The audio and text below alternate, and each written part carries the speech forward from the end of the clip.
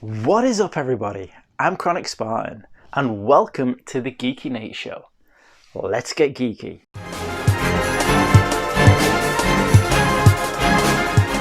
Day one was really cool. So we got there.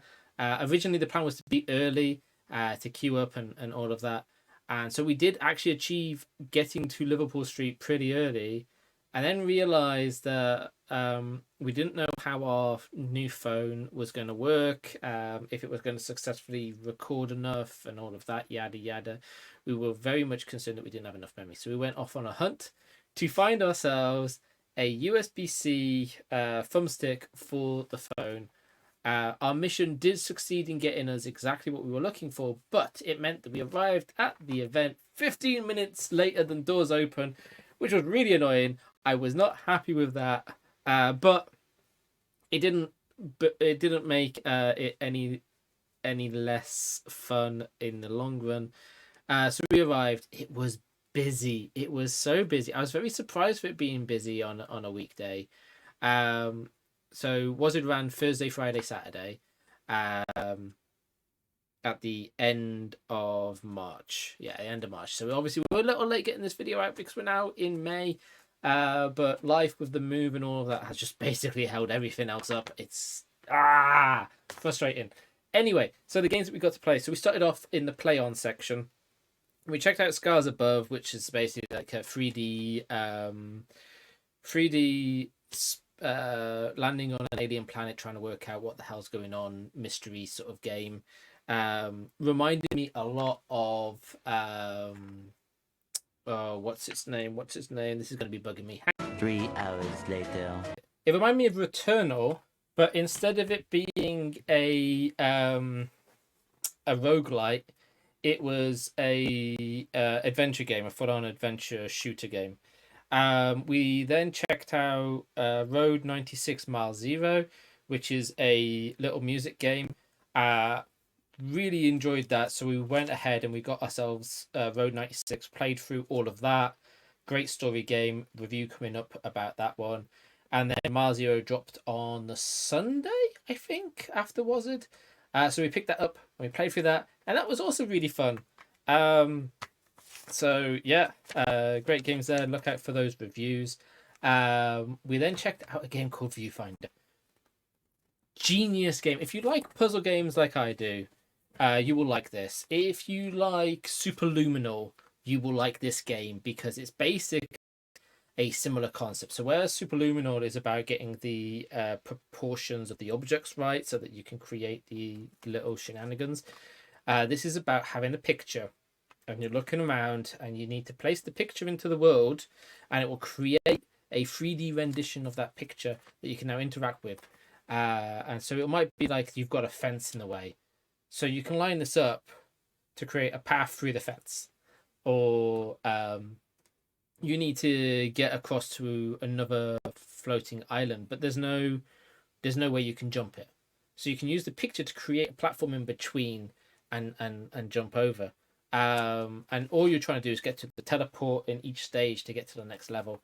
Eventually, you will unlock a camera and be able to take your own pictures and then flash the Polaroids.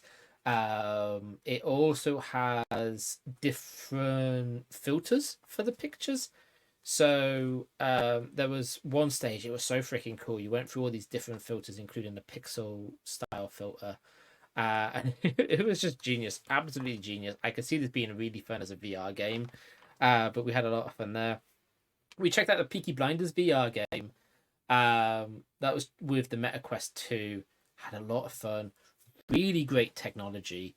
Now I'm going to hold my hands up here. I haven't actually watched the Peaky Blinders TV show. The wife has. I haven't actually sat down and got round to it.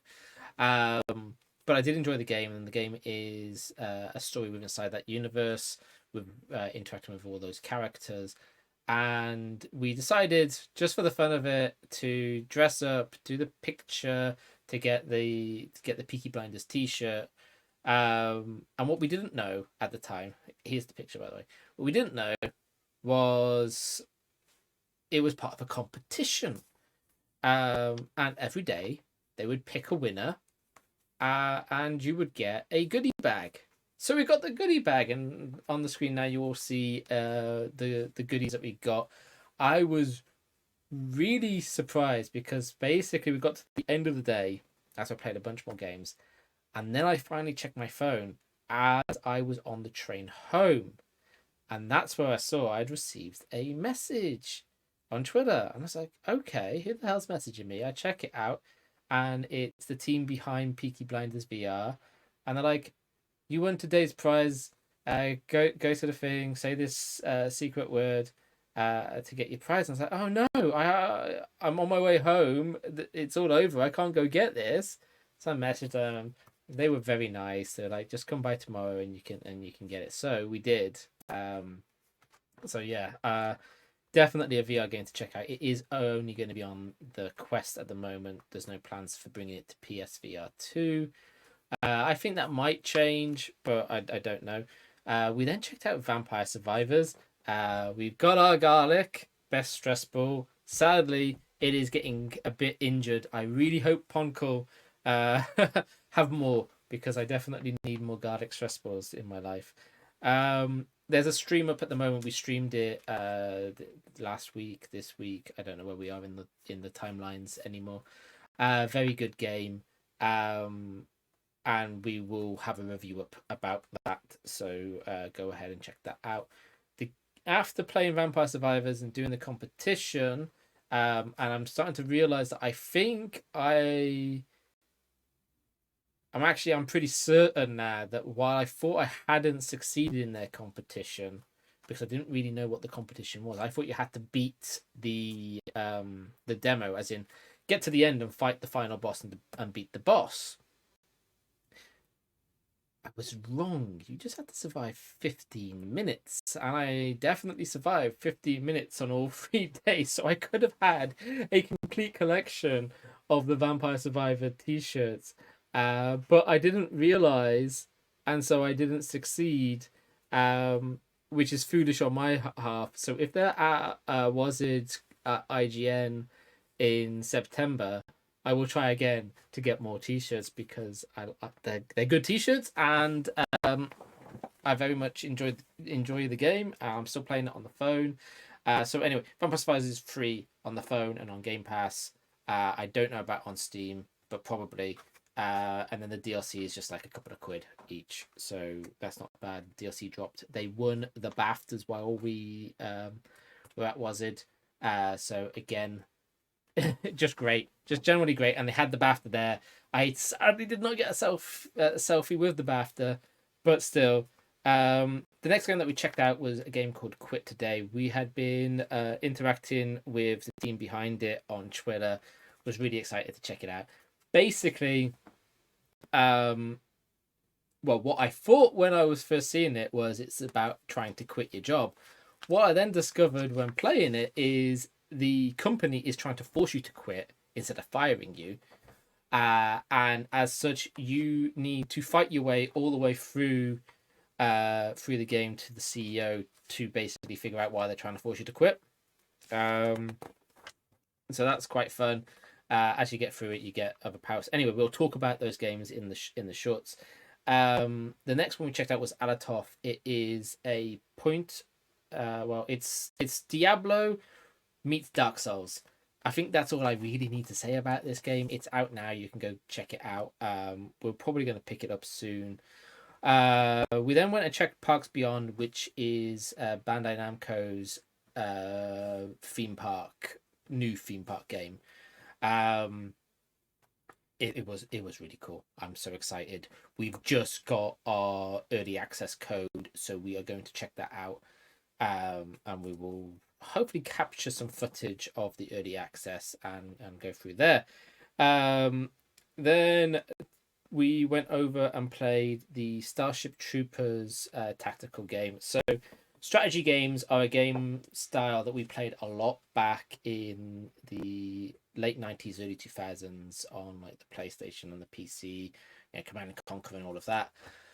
But kind of at some point fell out of playing them. I don't really know why. I don't really know what led to me not really playing them anymore, but I just stopped.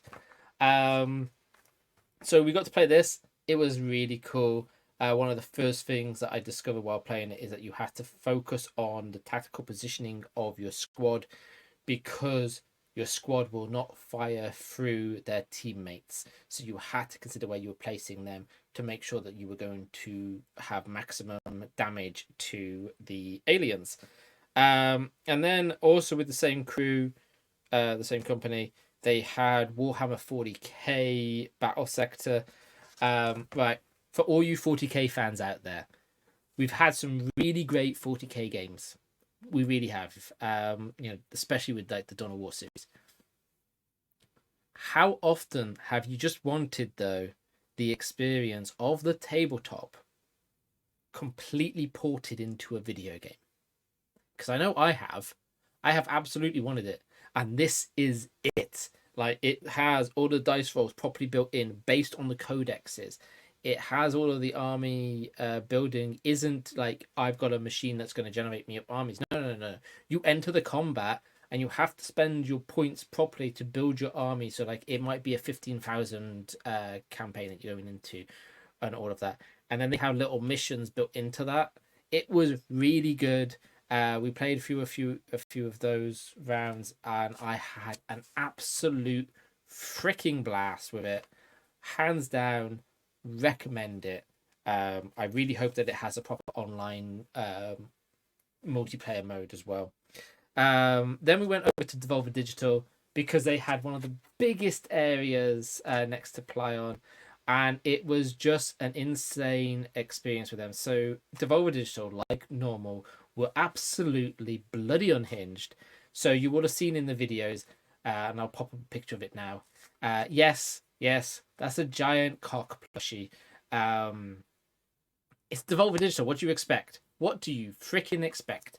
Running around, they also had the main character from Angerfoot, which is one of their new games that was there on show. They had what's his name? From oh god no, this is it with me. Names don't exist. But they did have our Lord and Savior, Lamb. I was trying to convince a few people to join me in basically just getting in his way and bowing and getting a big photo of a load of people just bowing and praising the Lamb. That never really occurred because I didn't know enough people at the event. But we'll talk more about people that we ended up realizing that we knew when we entered day 2. And then the other Devolver Digital game that we played. So Black Sword is basically a pixel combat game. So you just put in little arenas, fight the monsters, move on to the next arena. Good fun, simple. And then we checked out Terra Nil, which is a terraforming cozy game. Very, very much enjoyed that. And I'm just going, at this point, my Switch is just going to become a Devolver Digital only console because they keep dropping really great games. But yeah, we were playing Terra Nil for quite a while. Didn't realize that it had gone past 6 o'clock until the security guard came over and was like, "You need to pack up now. You need to be leaving. Everybody needs to leave. Everybody has to get out." And I was like, "Oops." Whoopsies.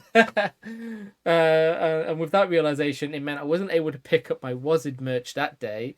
So we picked up WASD merch on day 2, this being one of them. This insert coin hoodie is one of the most comfortable hoodies I have in my collection. And as you all know, geekies, hoodies are a very important fashion trend for me.